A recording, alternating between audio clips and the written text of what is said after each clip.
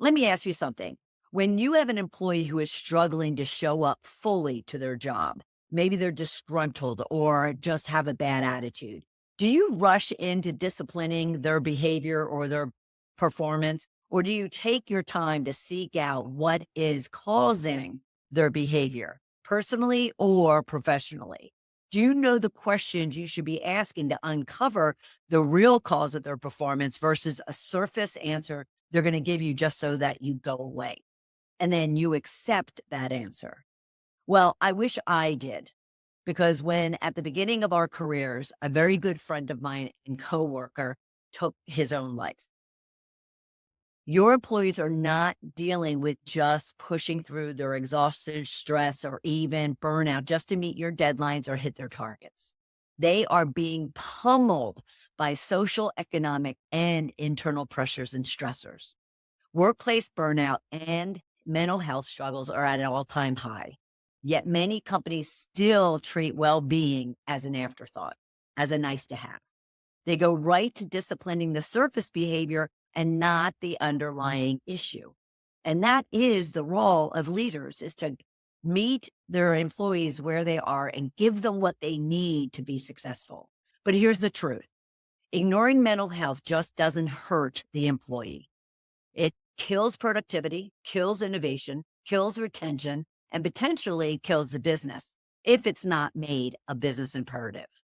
I'm Bernadette Boas, and on today's episode of Shedding the Corporate Bitch, we're diving into why mental health and well-being must be a business imperative and not just a nice to have. We'll discuss the real challenges leaders face, the cost of neglecting employee well-being, and most importantly, how you can build a high-performance culture without burning your people out. Leaders often tell me that they care about the well-being of their people. Let's be sure that covers their emotional, mental, and physical state. And here's your chance to prove that out. Take care of your people and drive results all at the same time. Let's dive in. Welcome to Shedding the Corporate Bitch, the podcast that transforms today's managers into tomorrow's powerhouse leaders. Your host, Bernadette Boas, executive coach and author, brings you into a world where the corporate grind meets personal growth and success in each and every episode. With more than 25 years in corporate trenches, Bernadette's own journey from being dismissed as a tyrant boss to becoming a sought-after leadership coach and speaker illustrates the very essence of transformation that she now inspires in others with her tips, strategies, and stories.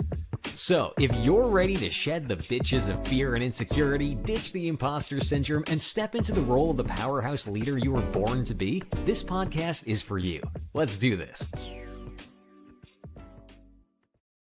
I was considering having this conversation at a later date, specifically May, since May is Mental Health Month. So make a note of that for yourself. But I thought that with all of the chaos going on in the world, and from my own personal experiences over the last several months, which I want to share with you, I thought it's never the wrong time to talk about mental health and well-being of yourself and of your people, of your friends and family, just ensuring that we're all paying attention to what other people are experiencing and going through, and whether or not they need help and they need support. So a couple of stories that woke me up to the whole idea of mental health and well-being is not only the one I mentioned very briefly in regards to a dear friend of mine and coworker in my mid-20s who on the outside seemed as if they had everything going for them. You would never have expected that he was dealing with any internal demons, personally or professionally. And yet, a couple of years into knowing him and working with him, I learned that he was found in his car in a garage with the car running. It woke me up to the idea that the masks that we often wear, I wore one very solidly for years, is not always our true selves. Obviously not, because it's called a mask. And therefore that smile someone's wearing, or that laughter, or that energetic, enthusiastic personality may be masking a lot of things underneath the covers. And he definitely made me really consider what point they must reach if they make the decision to take their own life. But then I forgot about it. Life goes on. We get back into our grind of our daily routine. And I found myself in a state within my last few years of my corporate career where I was extremely unhappy, extremely unfulfilled, extremely not only stressed out and burned out and exhausted and disgruntled around the work that I was doing, the people that I was doing it with, the people I was hanging out with, and even myself being very, very unhappy with myself, feeding those insecurities, those fears, those unhappiness, those holes with over drinking, overeating, even overworking. And it really didn't wake me up to the fact that I obviously was having my own mental health issues. As a result of that, I was not only projecting this unhappiness, this feeling of being unfulfilled, this feeling of insecurity, imposter syndrome. Can you relate to any of that? But then what I was doing is I was medicating it and I was soothing it with over drinking, overeating, even overworking out and going out. That was my salvation to kind of this miserable state of mind that I had been in. And I can only, thank God, literally, that I had that wake up call that kind of got me to the point where I just was miserable being miserable. And I said, I have to do something different. And I didn't necessarily go and seek help, which I would recommend to anyone, but I knew I needed to do something different. And fortunately, I found my way out of that and through that. But then I found myself just this past year in a different state. I found myself where I am extremely happy, extremely fulfilled. I feel very valued and very cherished in all the areas of my life, family, friends, work, with my clients, with my community, with my activities, with my social life, whatever the case might be. And yet I found myself early November in the ER and then eventually overnight in the hospital because I was having what they were considering panic attacks because I could not get my heart rate under control. And we discounted every type of procedure that you can imagine.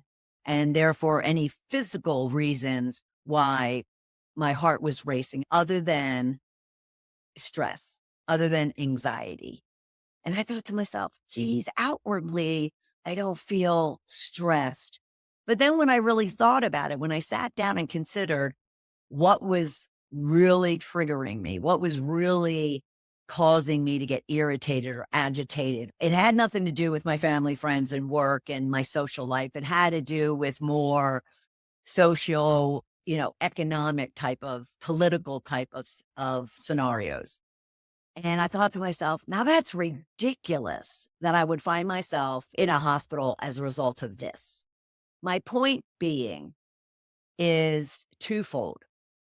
One is we as individuals need to be focused on ourselves when it comes to what is going on within ourselves, emotionally, spiritually, mentally, physically, in order to ensure that we aren't damaging ourselves unintentionally or intentionally. But as leaders and what it is that we wanted to talk about today, we also need to ensure that we are focused on what our people are also dealing with and going through.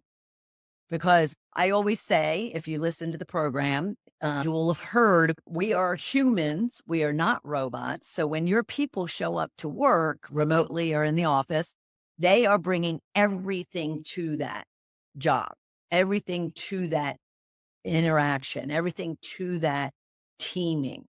And that could be the good, the bad, the ugly that is going on in their world.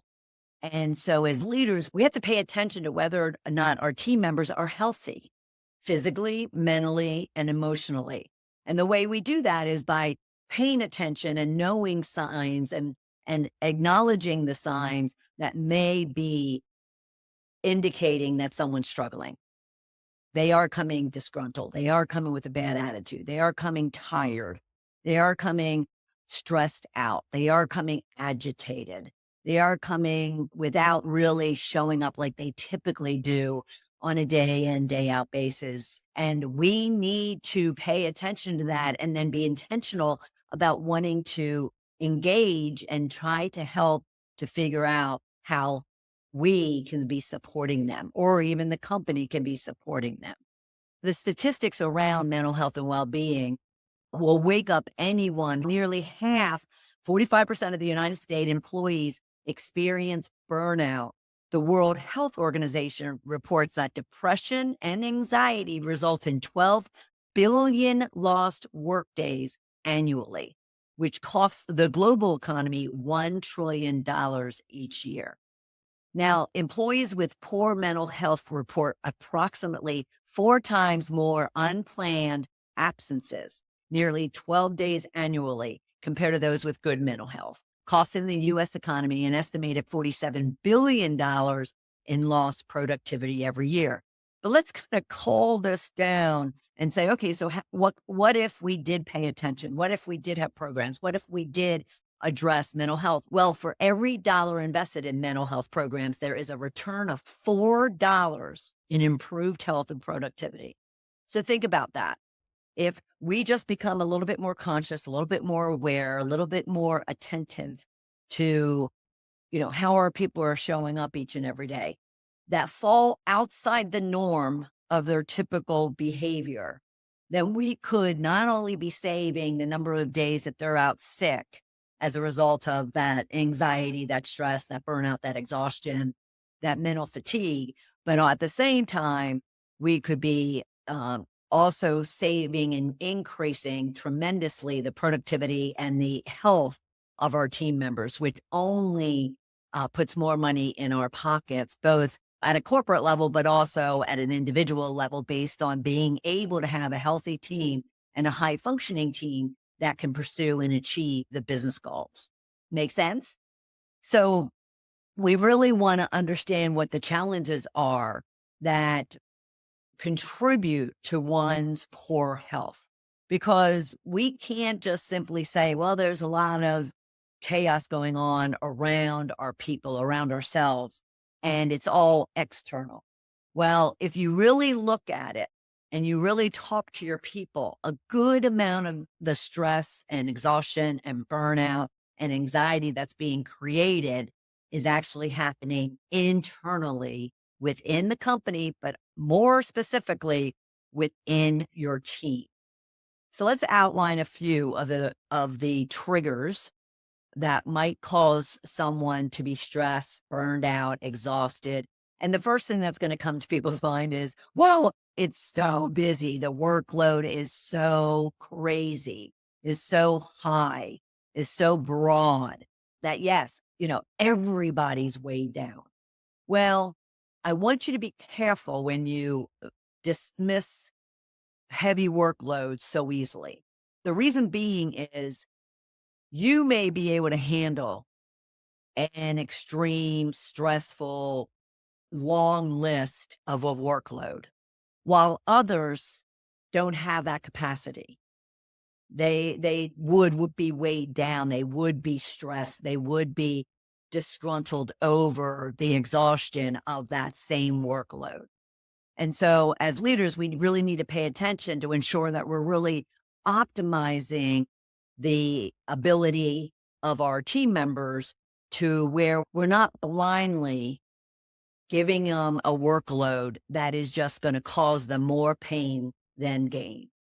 At the same time, leaders, this is when it really becomes critical that you get laser focused on helping them and working with them to prioritize what that workload looks like.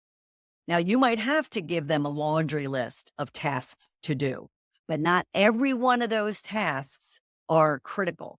Not every one of those tasks are important. Not every one of those tasks must be done today, within the next 3 days, let alone a week. And so you could actually be helping your team members and yourself by working with them to get very laser focused on the priorities, the deadlines, and the must haves or nice to haves, to where they can then feel there's room to breathe and there's room for them to take care of themselves. Now, besides the workload, you also have the number one complaint of employees to their managers, and that is micromanaging. That is, once you assign them a task, you don't let it go and let them handle that task for completion. You're standing over them, you're questioning them, you're pressuring them, you're pushing them, you're making them feel as if there's this additional weight on them completing a task than just the deadline and the priority that you gave it. What's going to weigh them down even more is when someone assigns someone a task, but then they latch on and they don't let go and they don't allow their team member to work on that until it's completed, and or until they hit a wall and they need to come in, ask questions, whatever the case might be. But that's going to just create a sense of distrust. You don't trust them to do the work. You don't trust that they have the skill. You don't trust that they are the expert. You don't trust that they can solve their own problems. And therefore, the micromanaging is also creating this weight, this burden of distrust. And that is even uglier than the laundry list of to-dos that they have to get through before the end of the day. So you really need to work on yourself when it comes to, from the workload perspective, time management, productivity, prioritization, delegation. When it comes to the micromanaging, trust, giving them the responsibility because that's why they're there, and allowing them to complete it, even if they screw up. And then the two of you can work together to ensure that it's done to the way it needs to get done. You don't need things like distrust burdening your team members who are already overburdened. Then that leads to the lack of autonomy, the lack of trusting your people in whatever work environment, in whatever work process, in whatever workflow, in whatever structure they feel that they can accomplish that goal. The minute you start creating a box for them that they have to exist in, they have to work in, and that box goes against everything that they are about, that makes them productive, that makes them efficient, that makes them high performing. That in itself will also just start diminishing their productivity, their attentiveness, their energy, their excitement, their enthusiasm, everything. And it'll start baiting them down to where they just don't want to do anything. And so you need to not only, as we discussed, help to prioritize and delegate the workload, then you need to give it to them and trust that they're going to take care of it and not micromanage them. And then you need to also take that trust one step further and set them up for success in the mode of operation, the workflow, the process, the structure, the work environment, remote, at home, in a cube, in an open workspace, whatever the case might be, that makes them the best producer possible. Because what you need to be focused on is the result, not how they got there. And so I challenge you to ask yourself, if the result's the same, do you care how they got there? Because you caring and not really considering what works best for them is causing this mental health, this anxiety, this stress, this pressure that your people are feeling. And you might be feeling it from your own experience and with your own circle of influencers that are also directing your workload and your way of getting the work done. Don't practice what's happening to you. You need to, decide what type of leader you want to be to get the best out of your people. And you get the best out of your people, that's going to bring the best out of you. and mental health and well-being will not even be in question. All right. This may lead you to asking yourself, why is it that many leaders don't prioritize mental health and well-being? Well, there's a number of reasons. One is the fact that they haven't created the safe environment for their people to come to them when they are struggling, when they need support. And maybe it's because you don't feel safe and comfortable going to your managers and your powers to be to talk about what it is that you might be dealing with. And realize there's a big difference between an employee coming to you saying, I don't feel physically well and I need to take some time off, or I have a family situation that I'm dealing with that I need a day or two off. Then them coming to you and saying, I am really fit personally, emotionally, spiritually, mentally struggling. And I don't know how to get out of this hole. Or let alone, I have found myself self-medicating and I need help and I need support. So it's incredibly imperative that start with yourself as a leader, let alone the organization, to create a safe space for your employees to come to you when they are dealing with some mental health and well-being type of issues. And you can start with working on the fact that many of your employees don't even feel comfortable to raise up issues and critical feedback. And that should indicate to you that there is a degree or a lack, I should say, a lack of psychological safety amongst your team. So you could start there and then work your way into creating that space where they can come and they can knock on your door, pick up the phone and say, I need some help. I need some support. I wonder if we have resources for this. Then, of course, many employees hesitate to do that and hesitate to come to you because they don't want to appear weak or appear less than or appear uncommitted or appear as if they're a problem child and raise the HR red flag. Just think of it yourself. Why wouldn't you go to your boss, right?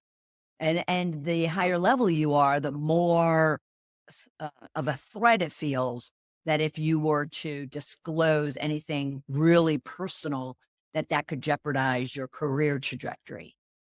And that type of attitude, that type of existence is not healthy for anyone. And so you can create that safe space, make it comfortable for people to come to you for support and for help. And you can work it your way into then finding the resources for them. At the same time, you can help them to not be afraid or not to believe that they'll appear weak or uncommitted or a problem child. The other big one, too, is many management teams are not well equipped. They're not trained to really support the whole conversation around mental health and well-being. They don't know the resources. They don't know the support systems. They might not even know what the organization already provides. And a lot of times managers will be like, well, why don't you just call Joe over in HR and ask him? Well, there's a reason why they didn't go to HR directly. And there's a reason why they're coming to you. And so your job as a leader is to know what's available to your team members to support all aspects of their being, not just them getting the job done. So they know the resources for any applications or software or pens that they need, but also what are the other programs available to them to really get the training and the support and the well-being that they need. Now, one that often concerns me when I hear it is, and I don't hear it a lot, but is leaders will feel that if they start putting an emphasis on mental health or well-being, that it discounts any type of accountability. It makes accountability look weaker because of someone's struggling, because of someone's issues. And so there's this conflict between, well, this person's dealing with stuff, and yet I do have performance issues I need them to be addressing.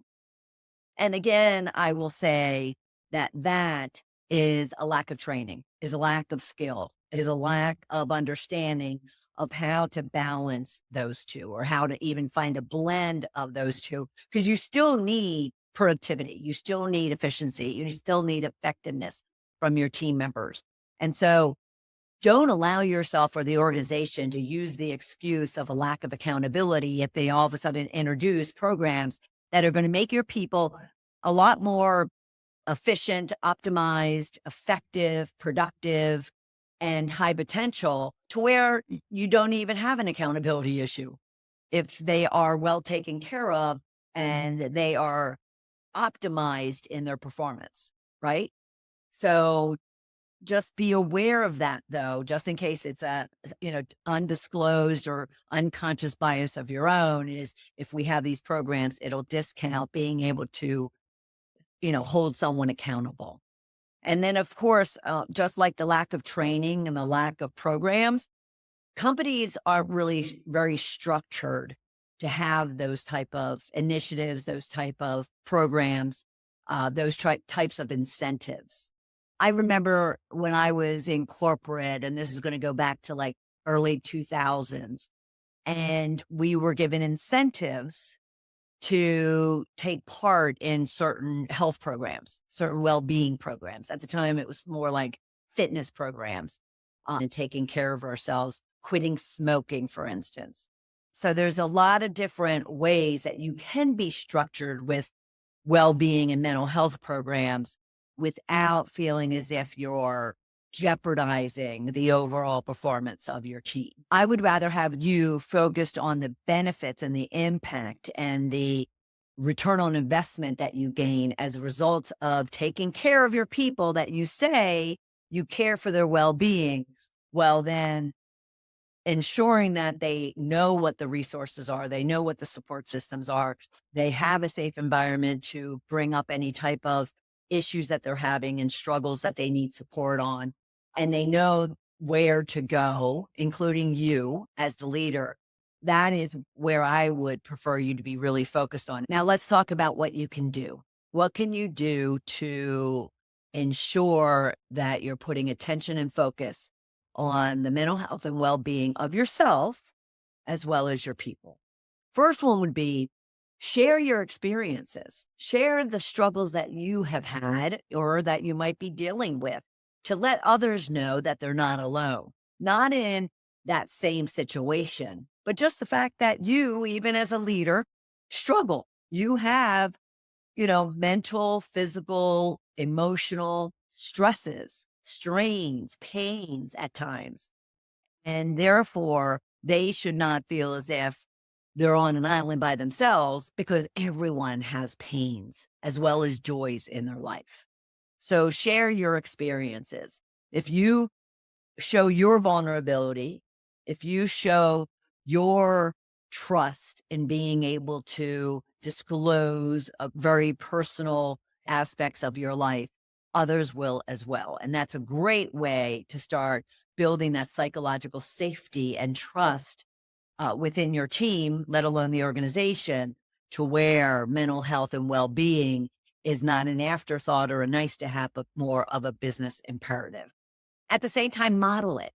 Model healthy behavior, model taking care of yourself, model taking breaks, model setting boundaries, model making sure you are taking your vacations and you have a life outside the workplace and that there's well-being programs that you're taking part in. Again, you model that, others will want to mirror that or copy that and therefore do it for themselves. Then ensure that you're normalizing these type of sensitive, intimate conversations. You could be doing check-ins with people. Now, remember, I mentioned at the very beginning, you don't want to just check in to where they're like, oh, I'm okay. And you accept that and dismiss the fact that they're saying that when they're looking down and not even paying attention to you, or they're saying that as their mouth is trembling with emotion. They're saying that with a little bit of anger or agitation in their voice, or their posture is showing some aggravation. Ensure that you're asking open-ended questions to get some feedback from them, true feedback as far as how they're doing. And if there's anything that you could be doing for them, or is there any direction you can point them in to get the support that they need. Don't accept 1 or 2 word answers. I'm fine. All's good. Make sure that you're really paying attention and even training yourself and your people to recognize the signs of burnout, stress, anxiety that your team members are having. Because if you're experiencing any of it, you're going to want someone else to notice it too, and potentially reach a hand out for you to help you and hold you up. So do the same for your people. Now, addressing the workload, you really need to reassess the depth of workload and the expectations that you have. Of course, if it's a lack of resource issue, all of the workload activities are imperative. They're not going away. They may not need to be done tomorrow, but eventually they all need to be done. That is fine. That's life. However, what you really need to ensure that you're doing for yourself and your people is the list of tasks all number one priorities? I'm going to challenge you and say, no, there's no such thing as two number one priorities, because eventually that would have to be broken, that tie, by saying, all right, so we have these two number one things that have to get done. I'm only one person. Which one's most important? And eventually some decision makers are going to say this one over that one. Or they're going to say, or you need to challenge them to say, well, if both of these need to be done at the same time with the same deadline, then who are you going to assign this other task to?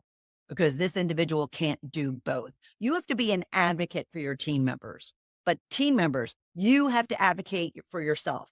You need to ensure you're putting together the business case or the argument as far as why you're not going to be able to accomplish the goal that they have for you because of X, Y, and Z.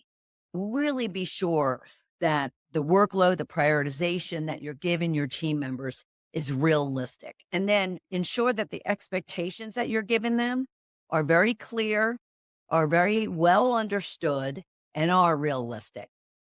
If a project that is typically takes 4 weeks and you're asking if to be done in 2 weeks or even 3 weeks, is that really fair? Is that going to set your team member up for success?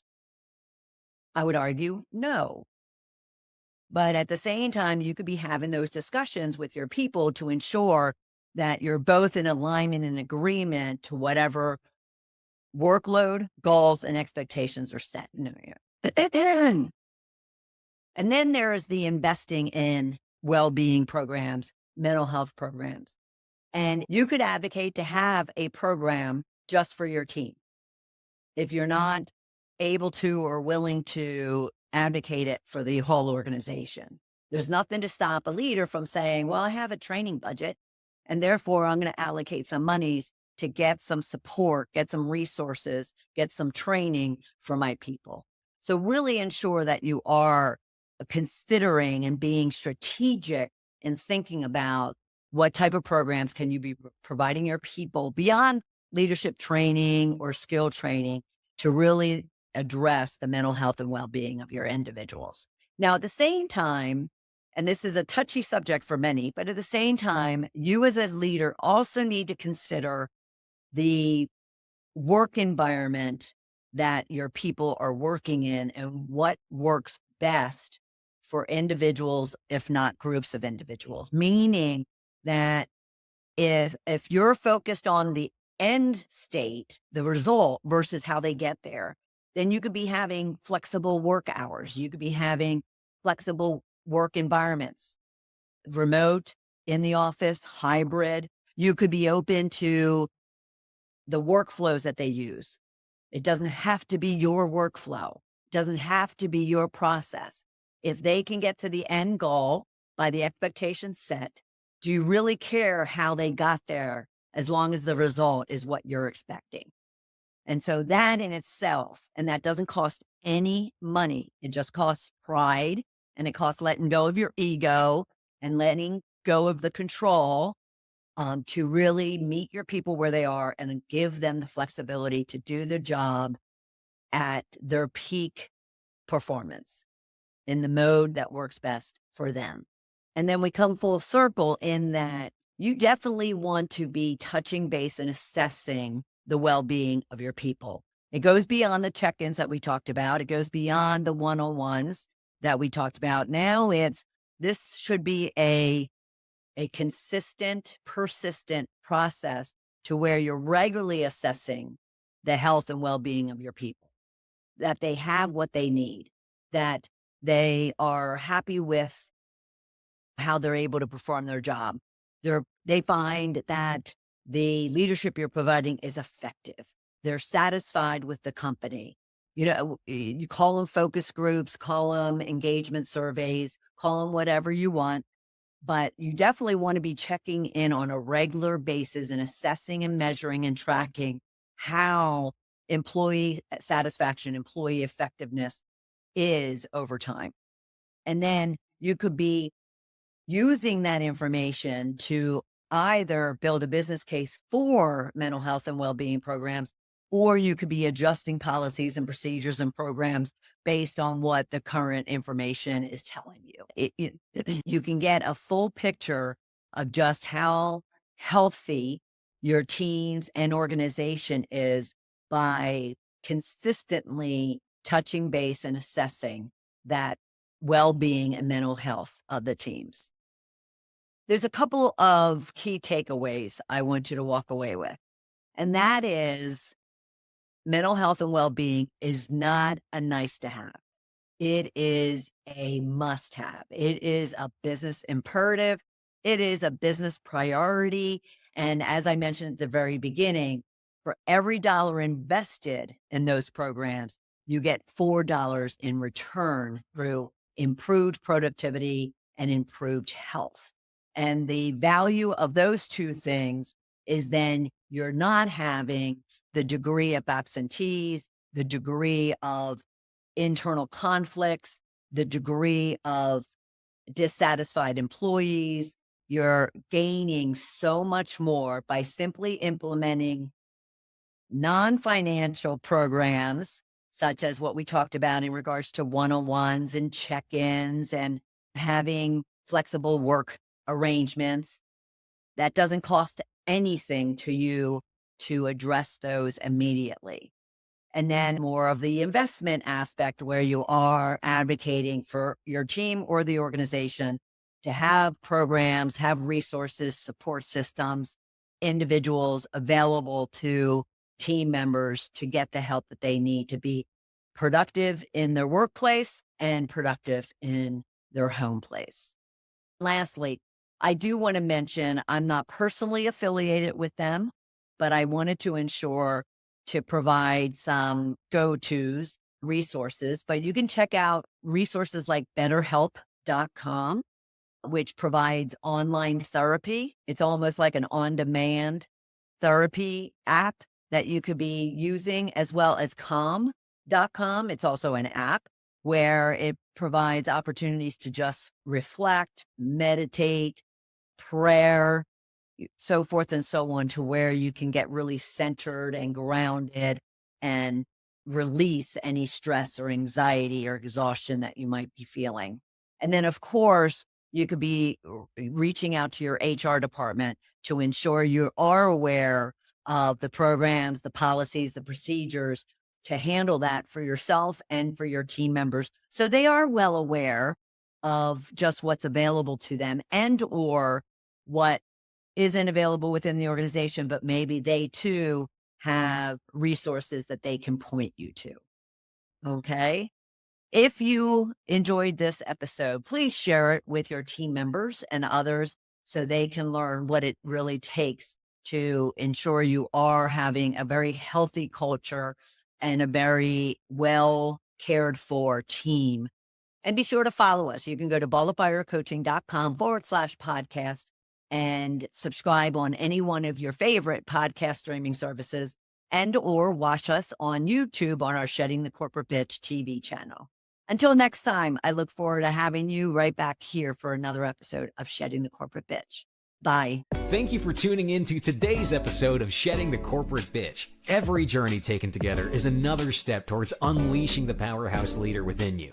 Don't miss any of our weekly episodes. Subscribe to our podcast on Apple Podcasts, Spotify, or wherever you love to listen. And for those who thrive on visual content, catch us on our Shedding the Bitch YouTube channel. Want to dive deeper with Bernadette on becoming a powerhouse leader? Visit balloffirecoaching.com to learn more about how she helps professionals, HR executives, and team leaders elevate overall team performance. You've been listening to Shedding the Corporate Bitch with Bernadette Boas. Until next time, keep shedding, keep growing, and keep leading.